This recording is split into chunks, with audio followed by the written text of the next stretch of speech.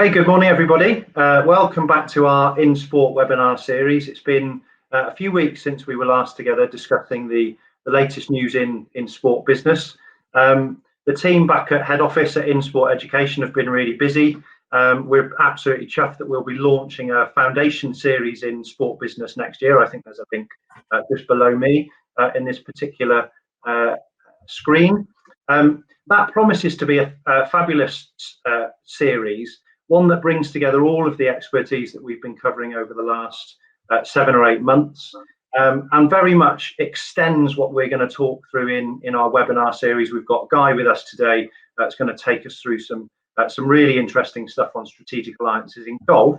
But all of those webinars that we've run this year, we've decided to unpack them a little bit further, give some more theoretical content, and then really apply that work through a series of case studies with some absolutely stunning and stellar industry experts. So look out for that. It'll be on our socials, particularly through our LinkedIn and our Twitter feed.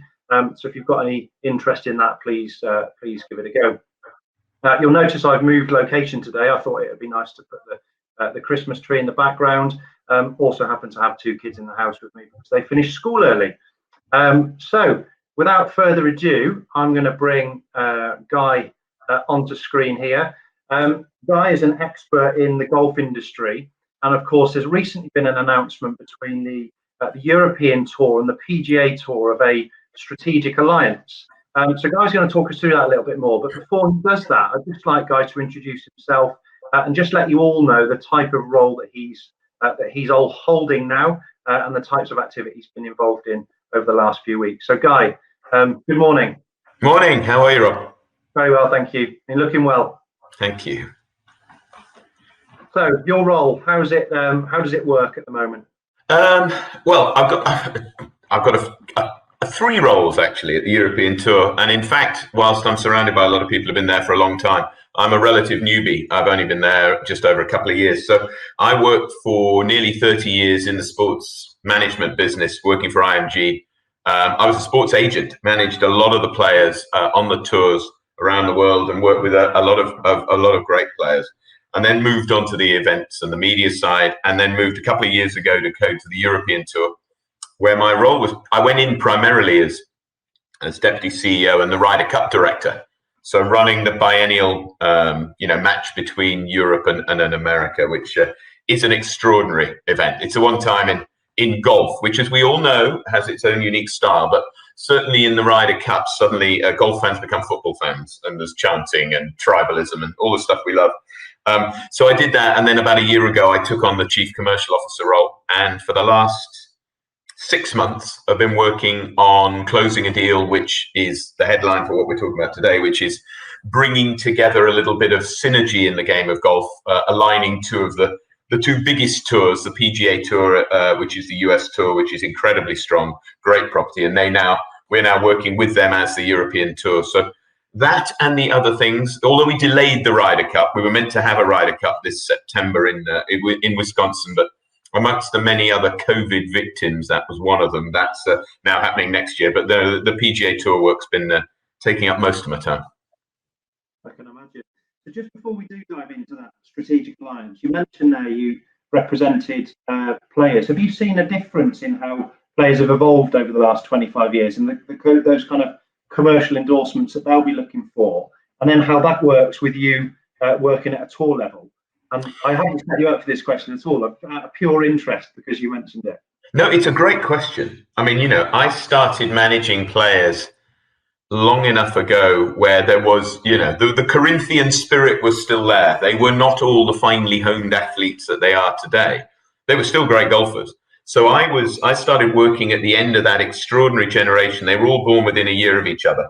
I'm sure most of the people listening in are far too young to remember them, but a generation that had Seve, Faldo, Woosnam, Langer, Lyle, Price, who were all in their time major winners, world number ones, and they were all born within a year of each other. And so I started working with them. I then worked with a lot of the Europeans and some of the Americans. I was lucky enough to work with Faldo and Monty and Luke Donald, Paul Casey, Thomas Bjorn.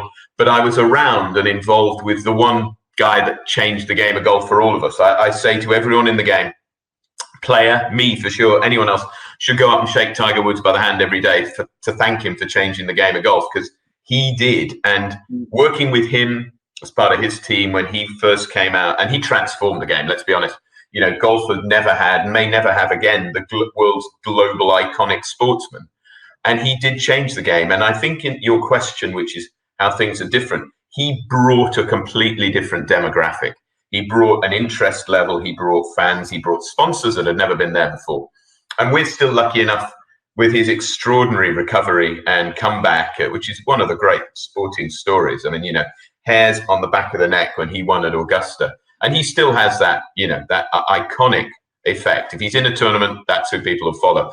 And he has, in answer to your question, he's changed the way the opportunities there are for this generation. And there is an ability now. These players used to be very much, you could manage a number of them. Now they're very much almost businesses in their own. They're very mindful of their own social media and their digital footprint. They work not just with traditional sponsors, so, you know, clothing and club manufacturers and all the luxury goods, things that we normally have in golf, but they work with media networks. They, you know, create their own content, and they build their own, you know, images, reputations. And in a sense, it's the way the game is evolving. It was very much started, and I was lucky enough to know before he passed away, Arnold Palmer, who made the first great change of the golf world, when it turned it a little bit more blue collar, a bit more working class. Till then it was, you know, guys in terrible jumpers at, you know, golf clubs you couldn't afford to get into. And Arnie made it the working man's sport with his sheer force of personality, and handed the baton to Tiger, who changed the game forever. So it has been a really, really interesting change. Yeah, I'm glad we touched on that, actually, because I remember growing up, Tiger Woods was just at the start of his career, as I think I was a teenager at the time, and there was something about him that just captured people that weren't necessarily interested in golf. And, you know, I was one of those. I was interested in sport, never played golf in my life, but you saw this emergence of an iconic brand, actually, as a commodity almost. And now I'm a bit older and I reflect back and I teach students around the sport business industry. You always see these iconic athletes come through that just allows the sport to explode. And I'm thinking now about, you know, the likes of, well, the recent era with Lewis Hamilton in Formula One.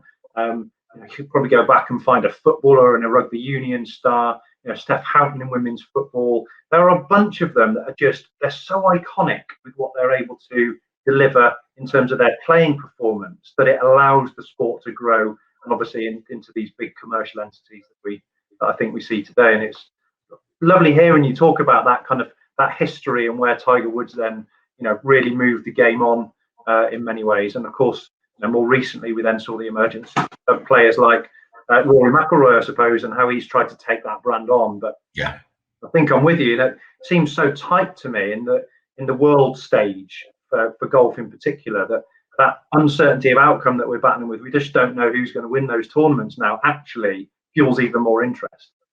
Well, it's an interesting one because, you know, you can have a great year and you don't win a tournament. Yeah. You know, because it's even Tiger in his pomp.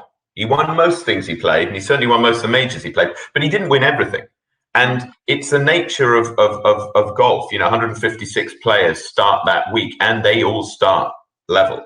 And so you don't know what's going to happen. And back in the day when Tiger was at his best, it was like, well, and I remember him getting ticked off by a pro who went, Tiger, you can't say that, because he kind of said, you know, well, I won, but I didn't really have my A game. And they were like, you know, and it was right. You know, if he played, he probably played well, he probably won.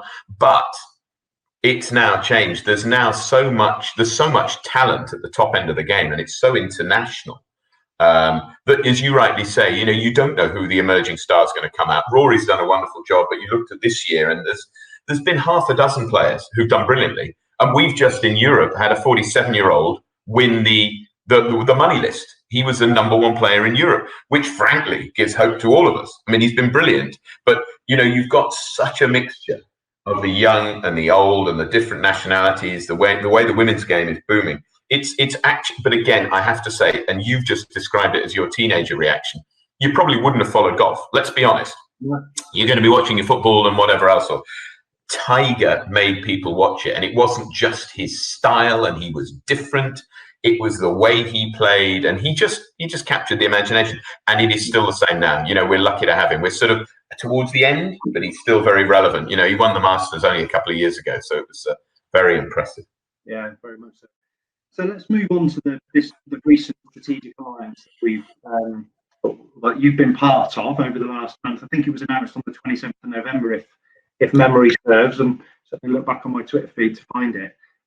Just talk us through the motivations for it, because a lot of people will say that strategic alliances between codes of sport, whether it's rugby union playing in with the RFU, or understanding how it's going to play in a European competition or on a world stage, makes sense, not just for the players' welfare and the play and performance side of things, but also naturally that commercial side of things. But it's quite iconic in golf to have the European Tour and the PGA Tour, and they've often been very separate in the competitions that they run. So just talk us through, the motivations. Where did it come from, and what do you hope to achieve from that strategic alliance? Yeah, no, I mean, it's you phrased it very well there, because it needs a bit of explanation. The truth is, if anyone who's watching today, you or I, were to sit down with a blank sheet of paper, we would not come up with the global golf structure that currently exists. There are 9 professional tours. There are 2 amateur bodies. The game has a very strict amateur code, and players then move into the professional ranks. And as they do that, they want to play on the top stage. Let's be honest. The game has 4 major championships: US Masters, US Open, US PGA, and the Open Championship, as some call it, the British Open. And the truth is, careers are defined by winning those, by winning World Golf Championships, by playing well in the Ryder Cup and tournament wins. And all the player wants to do is to play on the biggest stage. Right. But the structure is such that there are so many different routes to it. So you come up through the amateur game, you then turn professional, and you can then play on any of 9 tours. Now, the biggest and strongest is the PGA Tour, which has the FedEx Cup, is a season that runs year long, and is incredibly strong. They've just signed a decade-long domestic TV deals that re-signed with FedEx, and it's a wonderful product. The European Tour currently populates pretty well everywhere else. We are the clue in the name, but it's a little bit misleading. We're in Europe, but you'll see the signs, European Tour this week from Johannesburg, Shanghai, and whatever. So we co-sanction with a number of other global tours. So we co-sanction with the Asian Tour and the South African Tour and the Australian Tour and the Japanese and others. And essentially what's happened is that a viewer, a consumer, really doesn't care. Let's be honest. I must watch that tour. They don't think that. What they think is, I want to watch Dustin Thomas, Brooks Koepka, Rory McIlroy, Jon Rahm. I want them playing on a wonderful golf course, preferably in glorious sunshine when they're somewhere in rainy South London. And they don't care. So what's happened is, whilst the tours really should have worked together, and there are lots of abilities for them to do so, they've been slightly competitive. And there've been moments when why is that player playing in that tournament in the same week while that guy's over there? And competitive over working the schedules out. And essentially what has happened, and it's been evolving really since pre-pandemic, was that there was a recognition that it would be better, we think, for the tours and for their members. And that's all we are. We are members, representatives. We run the tour for all of our playing members. It would be better if we could somehow come together and work together more effectively. And so what we announced, as you say, at the end of November was not a complete consolidation or merger, but was a strategic alliance whereby the PGA Tour and the European Tour will work together. PGA Tour will now be an investor in the European Tour and take a stake in our TV company that produces all the pictures and distributes them. But we'll also now work together. So say, how do we maximize media revenues, maximize sponsorship revenues? How do we run our 2 separate schedules so that they're compatible and players can play where they want to support those events? And we're in early days. We're talking about this now a couple of weeks in, but we're already having daily sessions, with different groups between the 2 tours to pull them together and find a way of collaborating. And I think the spirit of that is a good thing for the game. Let's be honest. Our competition is not other tours in golf. Our competition in reality is what people may choose to watch. They may prefer to watch Premier League or Formula One or ATP or whatever. So we need to make sure our product is as appealing as possible, and that's what we're trying to do. Yeah, it's fascinating because as you were talking, I was thinking, is that going to spell the start of something like a global tour of golf? But actually, what you're really talking about there is that the tour rights holder for European Tour Golf, for example, will naturally tour the globe anyway and put the competition on, and the interest is through the athletes that are playing, whether or not they're playing well. Fans will want to see that, and actually, strategic alliance in this way maximizes that exposure. So it's never a competition between European Tour and PGA Tour. It's about almost having a competition with all those other live events and those live sporting contests that will draw an audience, and providing something much bigger potentially and more attractive to that sport market viewing audience rather than just that niche golf audience. That's 100% right. I mean, we've got hundreds and hundreds of very competent professional players, and any one of them can win. They're very extreme. Standards are so high these days of talent of the players, male and female. But the reality is, we know, as it is in any sport, there are those superstars who drive the attention, and having them being seen playing around the world. And it's been very challenging this year during the pandemic. We were out for a while. We brought the tour back. And our greatest strength, which is that we as a tour play in 40 countries with 50 odd nationalities on the tour, became our greatest challenge, because you've got a different, medical protocol in every country, and you go from the Middle East to Europe to the UK, whatever. North America, single landmass, very strong tour. They also did a wonderful job in bringing the game back, probably slightly earlier than we did, but it was a little easier in the sense of being within the same country or same landmass. And it's been really interesting because, again, whilst the pros are very responsible, they understand that for the good of the game, probably for the good of their own brands, whilst they may choose to play the majority of their golf on US or European soil, the fact that they go to emerging golfing nations like China, India, and other regions, and certainly you see what's happened in the UAE. I mean, I was there for I think it was the second Dubai Desert Classic nearly 30 years ago. And that has now grown into a complete golfing product. And you now have courses in Dubai and Abu Dhabi and Qatar and Saudi Arabia, and they play tournaments there. And they are fantastic tournaments. And they drive a tourism business that's incredibly valuable. But it only works because it may only be for 1 or 2 weeks of the year, but the superstars go in and play. And that then drives interest. And much as you're talking about, what the effect it would have on you as a teenager, our goal is to capture the imagination of locals so that in the end, what's our end game? It's lovely to have, we've just announced Rory and Justin Thomas coming to Abu Dhabi, but the end game is have an Emirati developing the game, join a program that's been inspired by this, and in the end playing the tournament himself, herself. So I think that's it's all part of helping that product you've just described. It's interesting, isn't it? There's a question just come into the question box, which I find quite interesting, because when you talk about when we're teaching things around sport economics, we'll often discuss the power of these live sport events, not just to generate an economic benefit to a city or a country or a region, whatever it might be.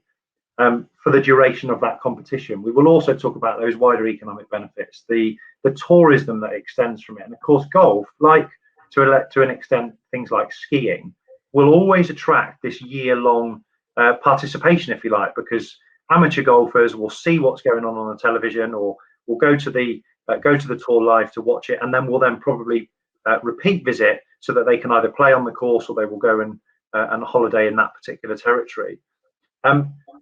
So I'm sure that's part of the strategy for those countries that are looking to get into tour golf.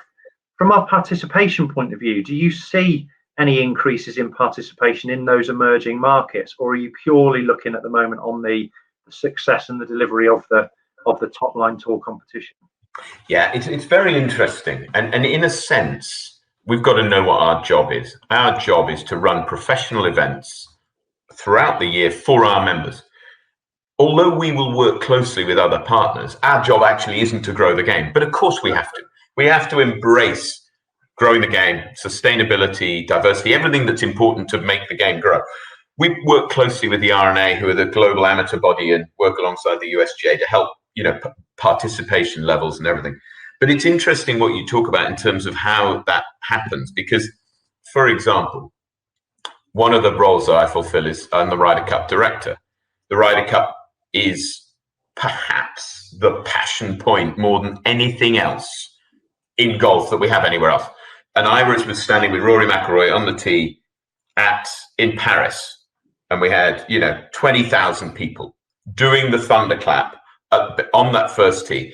And normally, it's the quiet please banners and golf being very well behaved. Ryder Cup, it all changes. And it's the 1 week every 2 years. All the pros do not get paid a penny. They come along and they would literally never miss it, because it is for the team and for Europe. It's the only time we shout Europe, and in a post-Brexit world, that'll be an interesting, and a great focal point. But he turned to me, and literally the noise was mind-boggling. And the crowd had just gone quiet, and it was between groups. And one of our guys said, "Go on, Rory. Go on, walk out onto the tee and start them." And he went, "Oh, no." He said, "No, go on." And out he went. And this entire bank of people went utterly silent, because it was Rory McIlroy. And he started the clap, and instantly 20,000 joined him. Yeah. And it was literally hair on the back of the neck. And he finished it, did it brilliantly, came back over to us and went, "That's why I do this, because it's that unique atmosphere." And what it does is create an incredible interest. And we did that in Paris. And let's be honest, France isn't an otherwise recognized major golfing nation. And what's our legacy there? We've now got 100 inner city short form golf courses. If you look on the tour, there are a lot more very good French pros coming through. In 2023, we go to Italy. And I think in a recent poll, they deemed golf their 16th most popular pastime. So, not an obvious one. If you go to America, it's top 3 or 4 sport. Pretty strong in the UK, Spain, and other. Italy, not so. And why are they doing that? Not only are they doing it to generate tourism, there's a statistic, which I'm sure I'm making up, but there's some grain of truth in it, which is a golf tourist stays longer and spends like 8 times more than a regular tourist. So, yeah, and so, in Paris, we generated an economic activity report after the event, actually an independent body, Sheffield Hallam did it, showing 237 million in economic activity delivered to the French market as a result of it. But to your point, Italy are doing it, of course, for economic impact, and Rome will be extraordinary. The thought of going to the Eternal City, they keep saying, whenever I worry about it, they said, "Don't worry, the sun will come out, food and wine will be wonderful, you'll have the best week ever." And they will. But what they're doing it for is to drive participation, to grow the game, to capture the imagination in the same way that Tiger has and others have. Capture that imagination, drive some kids to play the game, and hopefully you will see more participation at clubs in Italy, more participation on the tour, girls, guys getting onto those tours. So it's all linked, and that's the logic to it. Yeah, it makes sense. I'm glad you raised that Sheffield Hallam report, actually, because that's my home institution. Is it? Yes, it is. I know a lot of the guys that were involved in that. Probably one of them, Robbie Miller's on the call this morning, so I'm sure he'll ask a question in a minute. But I do remember that thunderclap and the atmosphere that generated, and just the huge buzz that extended way beyond golf. It was all over the news. Anybody that had an interest in sport was, I think, inspired. And you talk about hair standing on the back of your neck. Certainly had that. I think it evoked that response from so many people. And then when that report was released afterwards, to see the economic benefit that probably increased actually as a consequence of the thunderclap as an exercise, I thought was really interesting. Now, on the subject of money, these things are costly, right? Running events are costly. The strategic alliance should benefit both organisations commercially. The players will probably benefit from that a little bit as well. But one of the things we're starting to see right across sport entities is the emergence of a bit of private equity funding. And I think I'm right in saying that the European Tour, and Dan's probably popped it in a question somewhere, the European Tour has had a small stake bought from a private equity firm, Rain Group, I think it is. I'm not going to ask you directly about what that investment's for or what it's doing, but do you think there's going to be an emergence of more private equity in sport because of the value of the product that I think can potentially be generated? Yeah, it's a very interesting question. What in fact happened was that the European Tour didn't take the investment offered by Rain or private equity. So the investment that the PGA Tour put in to become partners on our European Tour productions was an alternative to that. And in a sense, that's a decision that we made, which was, work with your partners in the sport. It's not to say that private equity investment in sport is not a very good thing. And I'll be honest with you, we spoke to Rain and we spoke to a number of other bodies who were very impressive, really impressive, had great vision for the game. And I think in the right way, and we've seen it in many different aspects, this sort of investment can be great for the sport. We were lucky enough in the sense that the European Tour, we weathered the COVID storm. We were pretty financially robust. We were able to look at this and go, right, what in our mind is the right thing strategically? And we felt bringing the two tours together, rather than maybe taking, whether it be private equity or debt, you can get investment right now. Everyone wants to, invest in sport, and it's great, very appealing. But what we did was we went down the route because we felt that for not only for the good of the two tours, and it's got to be about our membership. At the end of the day, everything we do has got to be for the good of our members. We've got to believe that we will be delivering a better product for them, better product for the PGA Tour members, better product for our partners. But we did that because we believed that that was a better route. And that isn't always available in every other instance. As you can imagine, because of the very fragmented nature of golf, you do not need to be a rocket scientist. I will not claim to be a visionary. The point was us going, well, why don't we're the, second biggest tour in the world. Why don't we work with the biggest? No brainer. And in a sense, I'm sure anyone listening go and, find a way of making work with all the other tours. And that's got to be a job that we would like to do in the future. So pulling it together in many ways is probably the more obvious. I'm not saying easier, but I think it's potentially for us a strategically better approach rather than seeking to get investment in each of those different bodies, which in itself would be good, but I don't think would help pull that product together. And that's what we're trying to do. We're trying to make that product. At the end of the day, we are only sure we're judged by how our members are, if they're happy. But, in reality, we're really going to be judged by how many people are watching. How many people are turning up, buying tickets, tuning in, buying sponsorship, buying equipment? We need to grow the whole ecosystem of the sport. We're on the leading edge in the professional sense. There's a very important amateur aspect, and all of those. But that's what our goal was. So that's why we took that approach, which is a slightly different one from the private equity one. Yeah, it's interesting. I love the way in that answer you just talked through the importance of delivery against your objectives and the achievement of those objectives for your members, because all we ever teach students back at the university and through InSport is that it's that application of the objective and the achievement of that objective, and not getting worried about all the noise that might be going on around it. Yeah. Be very clear about where you're going and what you want to achieve by, and set up the conditions to do that. And I had a very similar conversation with a guy at the New York Times who was talking to me about the private equity that's just gone into Williams as a Formula One team. And it's really refreshing to be able to put together this kind of theoretical content, I guess, that we look at teaching, and then the practical application of that in the industry, and coming from somebody like you that, without being prepared for the question, just wax lyrical about how important it was to achieve those objectives. And as an educator, that's exactly the sort of stuff I love to hear. So it's really, really, really impressive. Yeah, well, it's very kind of, the truth is we've had to do some pretty, top level thinking, because it became, this was a moment in time. This was a decision we were going to make, and only make once. And the reality is, what it will lead to, we don't know. Could be further consolidation and all of that sort of stuff. But you had to, as to your point, and I think probably someone in your position who thinks about it in that way with a far greater objectivity. Let's be honest.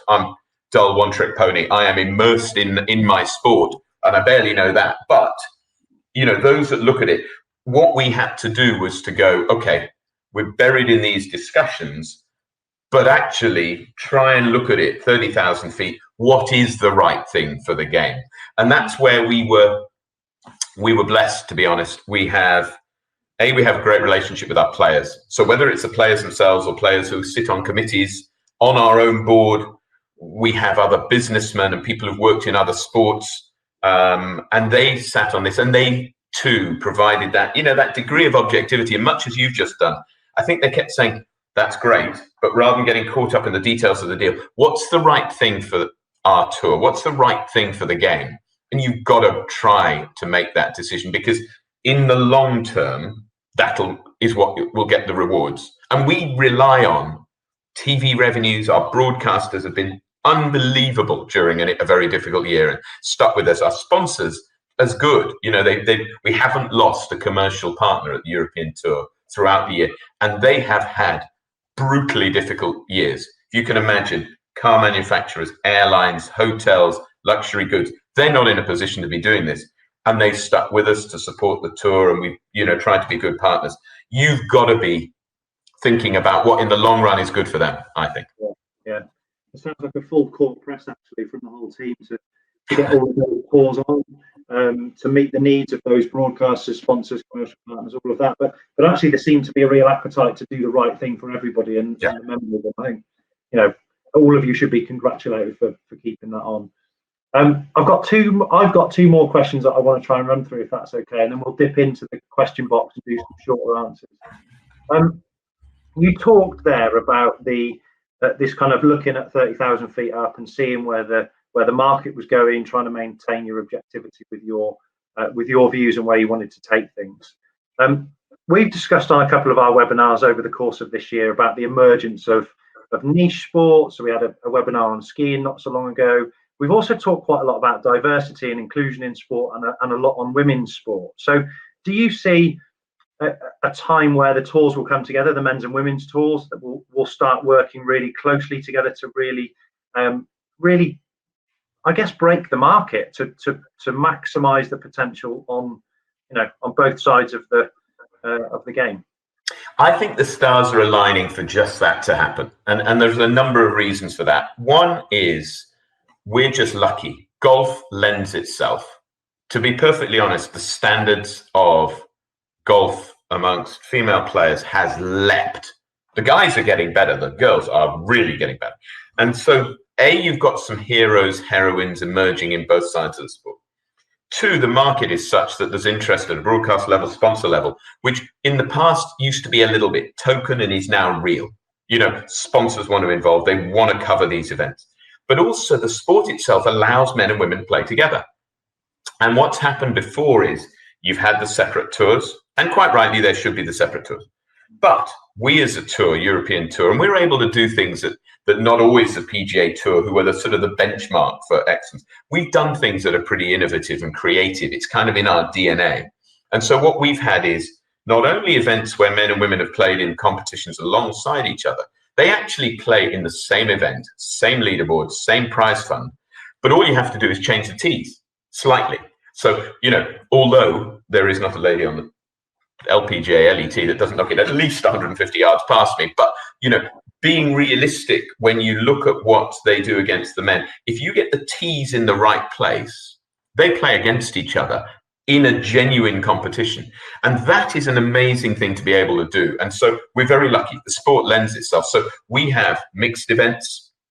We're doing one that Henrik Stenson and Annika Sorensen are jointly hosting. There's an event in that we're going to announce later in the year, which will be hosted, and we'll have mixed golf.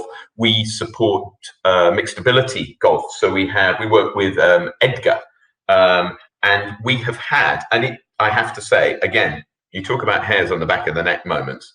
You have, again, these players are exceptional athletes, but they have disabilities, and some of them have played, and they don't just play in their own event. We have put them in groups between the pros, Edgar players, pros. At the Scottish Open in 2019, a young Irish player, who was an Edgar player, played off the same tees as the pros at one of our biggest events of the year. And I think he outscored flat 7 of them on the Saturday, which is game changing. It is game changing. And for that to happen, and we encourage that and we want to see that. So I really do think, and again, it's in part because we believe in it and we care about it, but it's really because the game lends itself. It really does. This, with all due respect, they are all athletes and they are really good athletes. But, the nature of the sport allows people of different abilities, even someone as bad as me, to go out and enjoy it and love it. And I can play with an 80-year-old, I can play with an 8-year-old.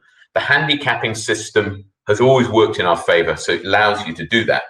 I cannot drive against Lewis Hamilton. I cannot knock up with Federer, but I can play against Tiger because you just do the handicapping system. And that's an amazing opportunity. And it's also, it's why the sport is appealing to sponsors and in business, because you can bring your guests and they get to spend 4 hours with their heroes. So funnily enough, the sport does, although as you say, probably niche relative to other bigger sports, it has an ability to adapt, be played in different forms, stroke play, match play, whatever, and be inclusive. And I truly think that what's been going on are those tours. We now work very closely with the LPGA, and they're aligning more closely with us and the PGA Tour. And I think we will all find a way of working together more effectively together. I wax lyrical about the Ryder Cup, but the Solheim Cup, the female equivalent of it at Glen Eagles in, I'm going to get it wrong, was it 19? I think it was 19, was the most astonishingly exciting finish. And an old friend of mine, Suzanne Pettersen, the Norwegian lady, who, if you've ever had a drop the mic moment, she'd left the game. She'd had a child, got picked for the team, and has a putt to win the entire Solheim Cup. And basically 15 minutes before, I've been watching with my daughter, and I said, well, Europe can't win, because the only way they win is if this, this, and this happens. And then this, and this happened. She had the putt. She holed the putt, dropped the putter, got mobbed by everyone, and retired on the spot, because you couldn't top it. You just couldn't top it. So the reason it's appealing is because the ladies' game is so strong. The players are so good. It's there. It deserves it. But we're lucky. Golf can do that. Yeah, there is that. There's that. Definitely, you touched on it there. You were able to differentiate some of it and bring it closer together, and create those. As we go back to it again, those iconic moments. Don't they? Yeah. I'm just going to run through a couple of really quick questions for you, if that's okay. I'm going to start with the one from Colin, because I think it's to do with a bit of technology. So Colin says, thanks for the webinar. It's really excellent insights. Skiing and golf face a similar challenge when televised. The inability fully to capture the undulation of the courses, the terrain, the difficulty of the shots, the often harsh reality of the conditions. How much effort is going into resolving this technical challenge, and what changes can we expect as an audience? Yeah, I have to say that's a brilliant question, and he's 100% right, Colin. I mean, the difficulty is the pros make the exceptional look normal, and short of rolling, with all due respect to you, Rob, you may be a brilliant golfer, but if you and I went out and hit our Sunday best, 200 yards into that left bunker, it's only when you put it into perspective what the female and male pros are doing that you can really see how brilliant they are. Now, we do try, because we generate our own coverage, and we are trying a lot of innovations to do that. In a sense, the conditions are tough to gauge, but the Open Championship, which, even though it's a wonderful event, it's played on links courses, by nature, you're guaranteed one of the 4 days will be blustery, maybe wet, windy. And you get this sense of how brilliantly these players are playing in very difficult conditions. We brought in technology like the top tracer. So when they hit the ball, a line draws it, so you see it on the screen. I think that it's a huge challenge. I don't think we're there yet, to Colin's point, but I think we are focusing on it. And there are things like I've always wanted. The thought of what Suzanne Pettersen's heart rate must have been over a 15-foot putt that would define the event, her career, everything. Imagine if you could see what that is. I mean, I'd love to have that technology, and I know it's being worked on because this smart clothing and everything. I think there's more that we can do, but as the question itself so cleverly does, we need people to draw our attention to it because we're too buried in it. We're like, Tiger's brilliant. He's on 22 under. Oh my word! And someone's going, yeah, but what's that mean? What would I be on if I was playing the same course? And the truth is, I'd never finish it. But it's listening to our audience and trying to do that. And that question is a very good one. And actually, I'm going to go back and ask it of our TV production team and go, guys, this is a great question. What more can we do to look at things about the course? Because that's the appeal of the golf course. They change every week. Parkland, links course, American style course, and they're all beautiful. That's why it works for tourism. We tune in and look at the sandbelt courses in Melbourne and the desert courses in Arizona and wherever you go, and they make you want to go there. And that's they're doing their job. So that's a really interesting question. Good stuff.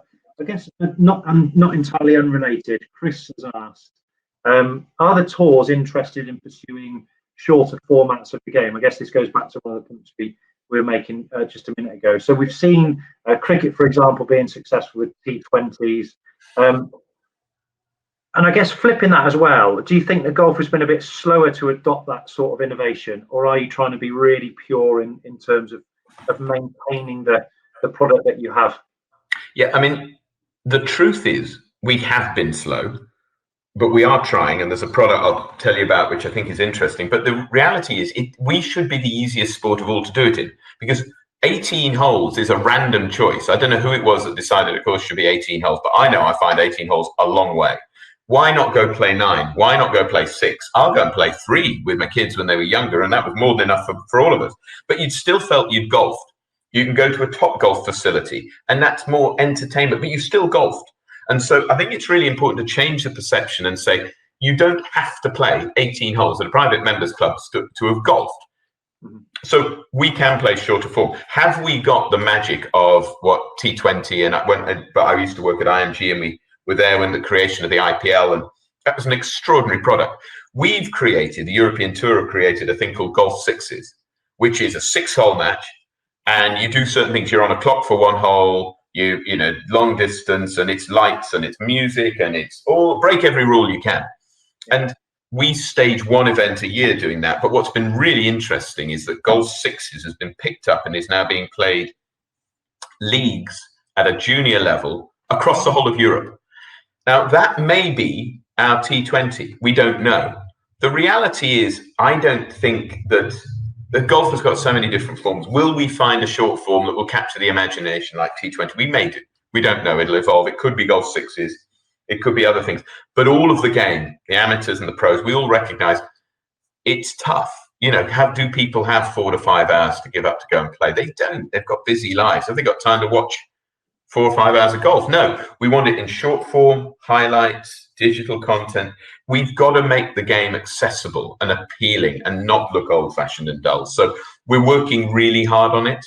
If anyone listening has got the cracking idea, please, I will give all credit in the IP. So someone will come up with it. We've had all sorts of different ideas about, could this be golf's 2020? And we're still working on it. So we're trying. Good stuff. Listen, Guy, I've taken up 10-15 minutes more of your time than I promised you that I would do at the start of the webinar. But as with everything, the varied nature of the conversation has been like playing on a bit of a golf course, actually. We never knew what was coming around the corner. We've covered a huge amount of distance, I think, in that 40-minute discussion. And I know that we pitched this as talking about the strategic alliance, but I just wanted to say thanks very much for opening up the insights on a lot of other areas as well. It's absolutely what we like to do at InSport Education, to really unpick and get under the surface of what's going on. So on behalf of the whole team at InSport and myself personally, thank you very much for today's webinar. Rob, I've thoroughly enjoyed it. Great questions from you and from others, so thank you. Good stuff. Okay, so folks, that's the webinar series over for 2020. We'll be back in 2021 with some more content. And as I said at the start of this session, if you have a look down there at that link. I've always wanted to do that. It's like being on YouTube. You'll be able to find out the details of our Foundations of Sport Business course that starts next year. So from me and everybody back at HQ at InSport Education, I want to wish you all a very happy Christmas. Have a great new year, and we will see you all soon. Take care, everybody.